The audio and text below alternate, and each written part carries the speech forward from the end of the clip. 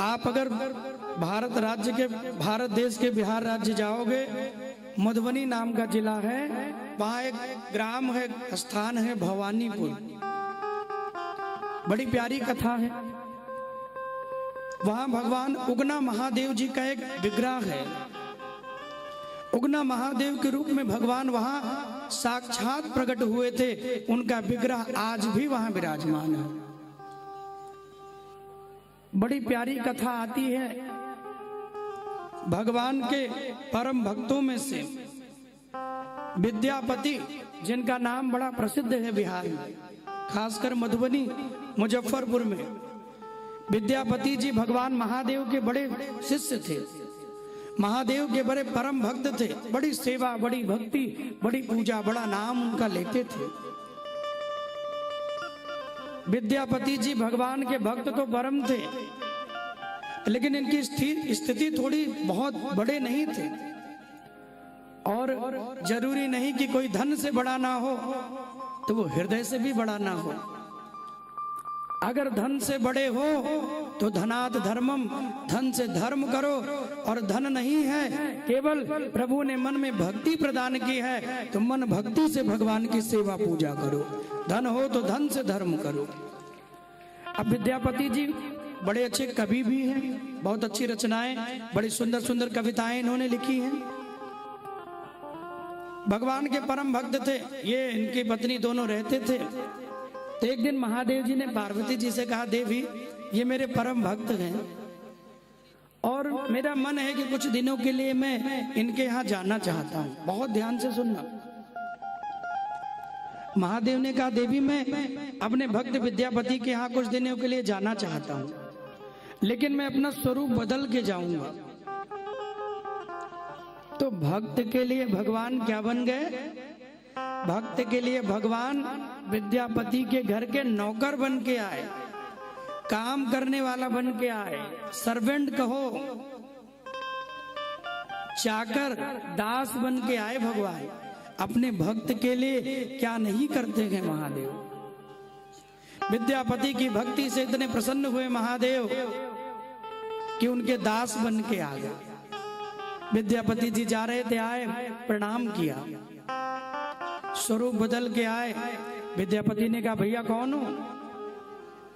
तो कहा कि महाराज मेरा नाम उगना है और मैं किसी कार्य की तलाश में हूँ, कोई सेवा मुझे मिल जाए और मैं चाहता हूँ कि मैं आपके घर में काम करूँ, मैं आपके घर का नौकर बनना चाहता हूँ। विद्यापति ने कहा, महाराज हम पे तो खुद ही खानों को कोई ठिकानों ना है, तुम भी आ जाओगे तो तुम्हें क्या खिलाएंगे, और हमारे घर में इतना कोई काम नहीं है कि तुम्हारी कोई आवश्यकता है, और फिर भैया हम तुम्हें कुछ दे भी नहीं पाएंगे, हम पे कोई धन वैभव तो है नहीं। अरे भगवान ने कहा, कोई बात नहीं, हम नोट सोट नहीं लेंगे, हम कोई धन वैभव नहीं लेंगे, हम आपके यहाँ फ्री ऑफ कास्ट में सेवा करेंगे, उस सेवा के बदले 1 रुपया नहीं लेंगे। लेकिन विद्यापति जी तो परम भक्त, उन्होंने कहा, नहीं नहीं भैया, रोने लगे, नेत्र भर गए, आपकी उदारता को प्रणाम करता हूं भैया, लेकिन फिर भी मैं तुम्हें रख नहीं सकता, मैं क्या करूंगा। लेकिन भगवान तो जिद पे अड़ गए, नहीं मैं रहूंगा, मुझे कुछ नहीं चाहिए, मैं रहूंगा। विद्यापति ने कहा, चलो ये उगना इतना कह रहा है तो ठीक है, रख लेते हैं। बोले हम कुछ दे नहीं पाएंगे। बोले कोई बात नहीं। अब ये उगना जो है वो रहने लगे। अब उनके यहाँ के कार्य करने लगे। नदी से जल लेके आते, भगवान रख देते, जंगलों से लकड़ियां तोड़ के ले आते, भोजन की व्यवस्था कर देते। अब महादेव को कहीं जाना थोड़ी था, वो तो थोड़ा इधर उधर जाते और अपनी कृपा से जल प्रकट कर देते और ला देते। जो आवश्यकता होती वो उधर किनारे होके और उसे प्रकट कर देते। जो विद्यापति जी की पत्नी थी वो बड़ी प्रसन्न हुई, बढ़िया आनंद उनको आने लगा। एक दिन विद्यापति जी कहीं जा रहे थे, सुनना, तो उगना ने कहा कि मैं भी चलूंगा। विद्यापति ने कहा, रे हम बहुत दूर जा रहे हैं और इतने रास्ते में ना कोई जल होगा ना कुछ होगा, मैं तो किसी तरीके चला जाऊंगा, उगना तुम यहीं रहो, मैं लौट के आऊंगा तो मिलूंगा। अब महादेव को अपने भक्त के बिना चैन कहाँ है, तो वो तो उगना के साथ ही जाना चाहे, जिद कर लिए तो बोले चलो। अब आगे आगे विद्यापति जी और पीछे पीछे उगना बातें करते हुए जाने लगे। अब बड़ी दूर विद्यापति जी निकल गए तो उनको जल की प्यास लगी, और जब उन्हें प्यास लगी तो थोड़ी देर के लिए रुक गए, यहां वहां ढूंढने लगे कहीं कोई जल तो है नहीं। उगना ने कहा कि क्या हो गया? बोले मुझे प्यास बहुत लगी है लेकिन यहाँ कहीं जल तो है नहीं। महादेव जी जो उगना बने बोले ठीक है, हम आपके सेवक हैं और सेवक के रहते स्वामी को कोई कष्ट नहीं होना चाहिए, यही सेवक का सबसे बड़ा धर्म है। आजकल के सेवकों ऐसी सेवा नहीं करते, आजकल के तो सेवक खुद ही स्वामी बन जाते हैं। आजकल के सेवक खुद स्वामी बन जाते हैं, और अगर मौका मिले तो स्वामी को ही गोविंदाय नमो नमः। बोला हम क्यों ना स्वामी बने, हम इनसे बढ़िया हैं, इनसे बढ़िया बोलते हैं, इनसे बढ़िया चलते हैं। शिव ने दिखाया कि सेवक कैसा हो। उगना गए और देखो विद्यापति जी तो विचार करने लगे, बेचारा कहाँ गया होगा, इस नीरस जगह पे कहीं कोई जल तो नहीं, उगना कहाँ जाएगा। पुकारने लगे अरे लौट आओ लौट आओ। विद्यापति जी को भी उगना से प्रेम हो गया था। जहाँ भगवान सेवक बने हों, भगवान किसी रूप में आ जाए तो क्या उनसे प्रेम नहीं होगा। बुलाने लगे, अब शिव को कहीं जाना थोड़ी था, बगल में गए, बोले ओ गंगा मैया थोड़ा जल दो। जल निकाला, जल निकाला, ले लिया पात्र में, उनको कहीं लाना थोड़ी था, गंगा जी तो शीश पे ही बहती है। जल लिया और लेकर के आए, बोले ये लीजिए महाराज पी लीजिए। अब जैसे ही विद्यापति जी ने उस जल को पिया, मेरी मैया वो जल साधारण जल नहीं, भगवान की जटाओं में रहने वाली माता गंगा का अमृत जल था। विद्यापति जी ने पिया तो जल को पहचान गए। उगना को बुलाया और रोते हुए कहा तुझे कसम है महादेव की, तुझे कसम है अपने स्वामी की, झूठ मत बोलना, ये जल कहां से मिला ये बताओ। उगना जो महादेव है सोचे अब तो फंस गए, गजब लीला हो गई। इससे तो बढ़िया था कोई साधारण जल पिला देते, भक्ति में हम बेबल हो गए और गंगा जल पिला दिया। अरे बोले महाराज यही पास में जलाशय था, हम लेके आए, अरे आप पी लो बस। विद्यापति जी रोने लगे और कहा कौन हो तुम, मैं निवेदन कर रहा हूं, जो भी हो मेरे सामने प्रकट हो जाओ। तुम कोई साधारण नहीं हो सकते, इस नीरस जगह पर ये अमृत तुल गंगा का जल जो आज अमृत लग रहा है मुझे, ये केवल महादेव की कृपा से मिल सकता है। अब उगना बार बार उन्हें रोके समझाएं, लेकिन नहीं माने विद्यापति जी, बोले प्रकट हो जाओ, मैं हाथ जोड़ रहा हूं। रोते हुए जैसे निवेदन किया, तुरंत भगवान उगना महादेव बनकर विद्यापति जी के सामने प्रकट हो गए। अपने शिव को देखकर आहा, निरंतर जिनका नाम ले रहा था आज तक, मेरे नेत्रों ने जिनका दर्शन करने के लिए कितने समय गंवा दिए। हे महादेव, आज आपकी भक्ति से, आज आपके दर्शनों से ऐसा लग रहा है मुझे मेरे जीवन का सब कुछ प्राप्त हो गया, अब कुछ पाने की चाह नहीं है। विद्यापति जी पांव पकड़ के रोने लगे, हे महादेव आप इतने दयालु, मेरे घर के नौकर बन के दास बन के आ गए। मैं निवेदन कर रहा हूं, अगर मुझसे कोई त्रुटि हो गई हो तो आप उसे क्षमा करना। महादेव जी ने कहा मैं आपके संग रहना चाहता हूं, लेकिन आपको मुझे एक वचन देना पड़ेगा। अगर आपने मेरे बारे में अपनी पत्नी, घरवाली या किसी से चर्चा कर दिया, कैसी भी विषम परिस्थिति होगी विद्यापति जी, आप मेरा परिचय मत दीजिएगा। आप जैसे ही मेरे बारे में किसी को बताओगे, मैं तुरंत ही तुम्हें छोड़ के चला जाऊंगा।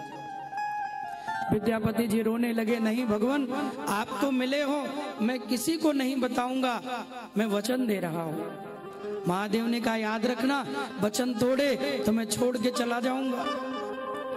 विद्यापति जी गए, अपना काम करके उगना के साथ लौटे। धीरे धीरे समय बीतने लगा बंधु, और धीरे धीरे जब समय बीता, भूत भावन भगवान खूब सेवा करते रहे, खूब आनंद लेते रहे। लेकिन एक दिन ऐसा समय आया जो विद्यापति के जीवन में बड़ा कष्ट लाने वाला था। ऐसा समय आया विद्यापति के जीवन में बड़ा कष्ट देने वाला वो दिन था। एक दिन हुआ क्या, विद्यापति जी बाहर कुछ कर रहे थे और उसी समय उनकी जो पत्नी थी उन्होंने उगना को बुलाया, और उगना को बुलाकर जैसे ही उगना को बुलाया, आओ, कोई काम कर रहे थे उगना, और थोड़ा जाने में विलंब हो गई। और जैसे ही थोड़ा जाने में विलंब हुआ तो उनकी पत्नी को बड़ा क्रोध आया। ध्यान से सुनना भक्त की कथा। महादेव जी तो पहुंचे, लेकिन उगना को देख करके विद्यापति जी की घरवाली को बहुत क्रोध आया, और जो चूल्हे में लकड़ियां जल रही थी उसे जलती हुई लकड़ी को निकालकर और उगना को पीटने लगे। उस जलती हुई लकड़ियों से भगवान को मारने लगी। अब वो तो नहीं जानती कि भगवान है। उगना सेवक है, खड़े रहे, मुस्कुराते रहे। विद्यापति जी देख रहे हैं। अब विद्यापति जी से रहा नहीं गया, जो वचन महादेव जी से लिया था वो भूल गए, और अपने महादेव को जलती लकड़ियों से मार खाता देखा। विद्यापति जी दौड़ पड़े, अरे पागल, तू अपना नरक का यातना क्यों कर रही है? तू जानती ये कौन है? वो लकड़ियों से मारे जा रही है। अरे हमारा नौकर है, हमारा दास है, मेरे बुलाने से आया नहीं, इतना देर कर दिया। महादेव जी मुस्कुरा रहे हैं। विद्यापति जी ने कहा, अरे बावरी, तू जानती है ये उगना कोई और नहीं, ये साक्षात मेरे महादेव हैं। उस कष्ट को देखकर विद्यापति जी भूल गए कि मुझे किसी से बताना नहीं है, और जैसे कहा कि ये महादेव हैं, वैसे ही महादेव अंतर्ध्यान हो गए। अब जैसे वो महादेव अंतर्ध्यान हुए, अब मानो विद्यापति जी के प्राण चले गए। उनकी घरवाली रोने लगी, हाय मेरा अभागापन, हाय मेरे बुरे कर्म, हाय मेरा दुर्भाग्य, स्वयं महादेव को जलती हुई लकड़ियों से मैंने मारा। क्या दंड मिलेगा, क्या दुख मिलेगा मुझे? विद्यापति ने कहा, अरे बावरी, तूने जो मारा सो मारा, लेकिन तेरे कारण मेरे महादेव मुझसे दूर हो गए।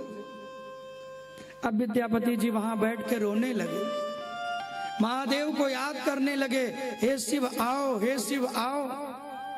शिव ने आकाशवाणी की, विद्यापति जी आपसे मैंने वचन लिया था, मेरे विषय में किसी को बताओगे तो मैं अंतर ध्यान हो जाऊंगा, मुझे क्षमा करें, अब मैं आपको दर्शन नहीं दे सकता। विद्यापति जी वहीं बैठ गए और कहा, महादेव मेरे प्राण भले चले जाएं, लेकिन जब तक दर्शन नहीं दोगे तब तक अब मैं यहाँ से उठने वाला नहीं हूँ, ये मेरा प्रण है। अब भक्त के संकल्प को शिव ने देखा, मेरा मान भले टल जाए पर भक्त का मान न टलने पाए। प्रबल प्रेम के पाले पड़कर शिव को नियम बदलते देखा, मेरा मान भले टल जाए पर भक्त का मान न टलने पाए। अपने नियम को भगवान ने तोड़ दिया।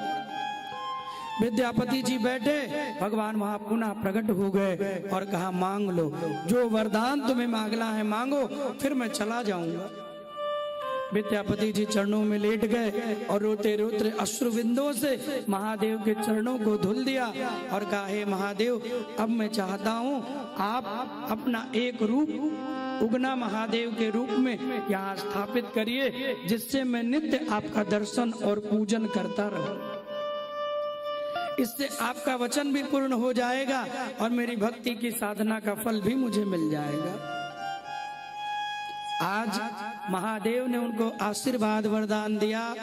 और आप कभी मधुबनी बिहार जाना हो तो आज भी उगना महादेव जी का विग्रह स्वयं ऐसे लगता साक्षात महादेव वहां प्रकट हो गए हैं। उस स्थान का जो दर्शन करता है उसको भगवान महादेव की भक्ति मिलती है। इस कथा को उगना के जो सुनता है उसके जीवन से दरिद्रता का, गरीबी का नाश होता है। भगवान महादेव की कृपा से धन, वैभव, यश, संपदा, सुख उसके जीवन में प्राप्त होता है। अनंत कालों तक भगवान का भक्त बनकर शिव के ही चरणों में उसका स्थान बना रहता है। तो ऐसे विद्यापति जी महाराज जिन्होंने भगवान शिव को प्रकट किया और उगना महादेव के रूप में आज भी वहां विराजमान है और कृपा भगवान सब पे बरसाते हैं। तो कभी बिहार जाना हो उगना महादेव जी का दर्शन करिए, प्रणाम करिए। बोले उगना महादेव की, शंकर भगवान की।